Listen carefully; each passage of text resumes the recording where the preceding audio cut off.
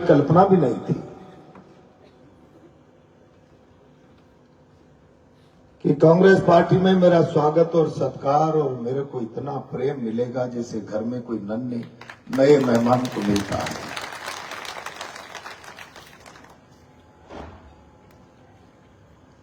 और जो प्यार प्रेम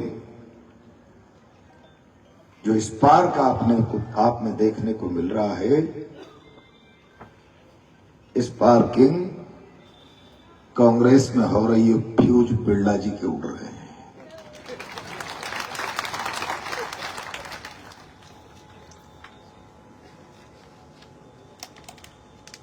बंधु, इसी कोटा की धरती पर मैंने 35-40 साल से विद्यार्थी राजनीति से लेकर अब तक का सफर पूरा किया है। मैं नया नहीं हूं आप लोगों के लिए। प्रहलाद गुंजल कहीं अब बाहर से आ गया, विदेश से आ गया, जयपुर दिल्ली से आकर चुनाव लड़ने के लिए मैदान में आ गया। भारतीय जनता पार्टी की राजनीति में रहते हुए भी कभी मैंने राजनीतिक विचारधारा के आधार पर किसी कांग्रेस पार्टी के कार्यकर्ता से द्वेष नहीं पाला।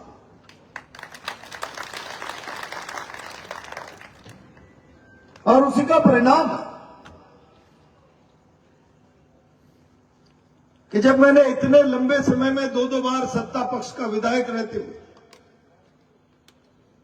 कांग्रेस पार्टी के कार्यकर्ता के साथ भी किसी प्रकार का राजनीतिक भेदभाव नहीं किया, और जब आज मैं कांग्रेस परिवार का हिस्सा बन रहा हूं तो कांग्रेस का कार्यकर्ता उत्साहित है, इस बात से जोश में।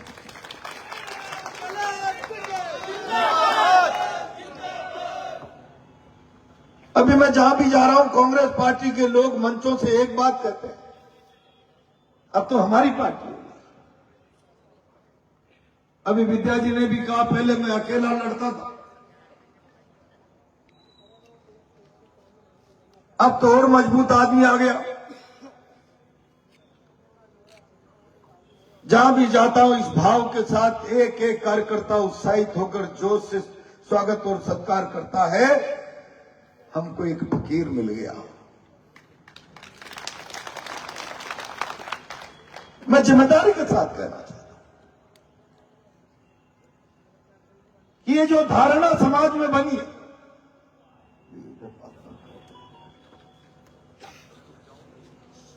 कि प्रहलाद गुंजल लड़ता, प्रहलाद गुंजल मजबूत आदमी है, ये धारणा समाज में बनने के पीछे कारण,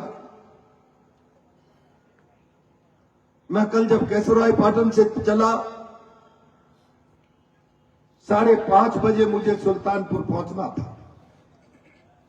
मुझे सरपंच साहब गिरिराज जी नजर आ रहे हैं। मैं 4 घंटे लेट सुल्तानपुर रात के 9:30 बजे पहुंच पाया। मीटिंग है 4, सड़कों पर लोग 40 जगह, कोई जनसंपर्क का कार्यक्रम नहीं, कोई गांव-गांव जाने का कार्यक्रम नहीं, सत्कार का कार्यक्रम नहीं। मैं कांग्रेस पार्टी के लोग की बैठकों में आ रहा हूं, उस समाचार मात्र से मंजूर भाई के सुल्तानपुर का दृश्य तो सड़कें भर गई। अब यह दृश्य जब नेताओं के सामने उपस्थित होता तो राजनेताओं के मन में 2 प्रकार की धारणा पैदा होती। इस प्रकार का व्यापक जन समर्थन पाकर बिरला जी जैसे लोग दंभ से भर जाते हैं, हम बहुत ताकतवर हैं, लोग हमारे जय जयकार कर रहे हैं। और प्रहलाद गुंजल जैसा साधारण कार्यकर्ता लोगों के इस प्यार और समर्थन को पाकर भयग्रस्त हो जाता है, डर जाता है। ये जो प्यार लोगों का मिल रहा है, मेरे पास इसको बांध कर रखने की शक्ति और सामर्थ्य भी है या नहीं। और इसीलिए मैं भगवान से पूजा प्रार्थना करते समय कभी इस प्रकार की बात मांगू न मांगू कि मुझे बिरला जी की तरह धन संपदा दे देना। लेकिन ये जरूर मांगता हूं, राजनीति में जिस मकसद को लेकर गांव, गरीब, किसान, नौजवान की आवाज बनकर काम करने के लिए मैदान में आए हैं, कभी उस लक्ष्य से विचलित न हो। और जो भरोसा लोग देते हैं, कभी अपने कर्मों से उस भरोसे को टूटने की नौबत नहीं आए, टूटने की नौबत नहीं आए। भरोसा टूटने की नौबत आए तो चाहे खुद दांव पे लग जाए, खुद टूट जाए, लेकिन भरोसे को बचाने का प्रयास करें। इस जीवन को जीने का प्रयास किया है और इसीलिए कुछ लोग तो बदनाम करते हैं, लड़ाकू हैं, लेकिन लोग जो राजनीति को सच्चे अर्थों में जीते हैं, वो लोग उसका समर्थन करते हैं, उस पर प्यार लुटाते हैं। और समाज में ऐसे लोगों की कमी नहीं है। व्यवसायिक मानसिकता के आधार पर राजनीति को करना और राजनीति के मायनों को समझना नहीं, नेताओं के राजनीति के चाल चरित्र, चेहरे मोहरे को समझना नहीं, सत्ता के केंद्रों को ही राजनीति का शक्तिमान व्यक्ति समझकर उनकी जय जयकार करने वाले लोग सीमित हो सकते हैं। लेकिन राजनीति में चरित्र को आदर्श मानने वाले लोग, सिद्धांतों की बात को ठीक ठीक समर्थन करने वाले लोग अगर समाज में कम होते तो 2 बार के हारे हुए प्रहलाद गुंजल के खड़ा होने की खबर से बिरला जी का ब्लड प्रेशर असंतुलित नहीं होता।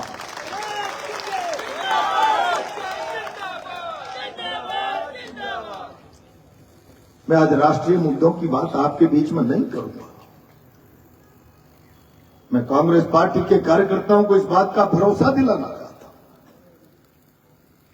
आते ही जो विश्वास आपने दे दिया, एक ताकतवर व्यक्ति ने सत्ता की ताकत के आधार पर भारतीय जनता पार्टी से मुझे बाहर निकलने के लिए मजबूर कर दिया। खुद छोड़कर आया हूं, ठोकर मार के आया हूं। और आते ही जो भरोसा आपने दिया है, आप विश्वास रखना। राजनीति में लफाजी की भाषा बोलना प्रहलाद गुंजल का चरित्र नहीं है। भरोसा रखना, विषम परिस्थितियों में जो प्यार और भरोसा आप दे रहे हो, इस भरोसे को बांध कर रखने के लिए प्रहलाद गुंजल के प्राण मांगोगे तो प्राण दे देगा, एक कदम भी पीछे नहीं हटेगा।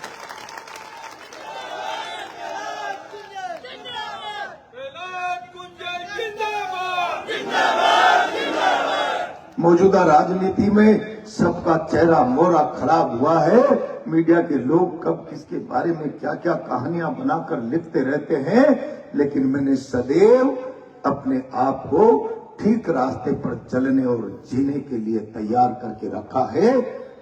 मैंने राजनीति में जब कदम रखा था तो विरोध के दल में हम मेंबर बने थे और तब हम नारा देते थे, जोर जुल्म की टक्कर में संघर्ष हमारा नारा है। और कभी पार्टी में आंतरिक लोकतंत्र कमजोर हो तो कड़वा सच कहकर उसको दुरुस्त करने का प्रयास करें और नेतृत्व की आंखों पर सत्ता की अंधी पट्टी बन जाए तो फिर हम उनको चुनौती पूर्वक कहें, सुनो इस कड़वे सच को, और नहीं सुनते हो तो फिर नारा देते थे, सच कहना अगर बगावत है तो समझो हम भी बागी हैं, समझो हम भी बागी हैं। वो नारे गायब हो गए। वर्तमान की राजनीति के चरित्रों के आचरण से वो नारे, वो आवाजें, वो गगन भेदी गूंज भारतीय राजनीति के चरित्र से खत्म होती जा रही है। अब तो राजनेताओं के इर्द गिर्द सत्यम बुरियात प्रियम बुरियात न बुरियात अप्रिय सत्यम। अब तो नेताजी को प्रिय लगने वाला सत्य ही बोलो, कड़वा सत्य बोलोगे तो आप राजनीति में पद प्रतिष्ठा और सम्मान नहीं पा पाओगे। ये परंपरा आज भारतीय जनता पार्टी में कायम हो गई। हम जब राजनीति में आए थे तो दल का विचार था, व्यक्ति से बड़ा समाज, व्यक्ति से बड़ा दल, और समाज और दल से बड़ा राष्ट्र। राष्ट्र हमारे सोच के केंद्र में था, राष्ट्र के कल्याण की कामना को लेकर। और राष्ट्र में कोई बहुमंजिला इमारतें आधार नहीं है। गरीबी की अंतिम रेखा पर बैठा हुआ गरीब आदमी पीछे, बेरोजगार नौजवान, आर्थिक परेशानियों से तंग रोज रोज आत्महत्या कर रहा किसान, वही भारत की आत्मा है, वही भारत है। जिसके केंद्र में भारत है, उसके सोच में भारत का आम आदमी है, और इसीलिए उसके लिए जीना, उसके लिए मरना, उसके दुख दर्द और तकलीफ का हिस्सा बनना, ये जो राजनीति का चरित्र हमने सीखा था, आज उस चरित्र के कोई मायने नहीं बचे। अब तो परिक्रमा करने वाले नेता होंगे, पुरुषार्थ और परिश्रम करने वाले लोग नेता नहीं होंगे। और कोटा की राजनीति में आप देख रहे हैं यार, एमएलए की कैसी कैसी स्थितियां हैं। बेचारे एमएलए को कभी छोटे भाई साहब डांटते हैं, कभी बड़े भाई साहब डांटते हैं।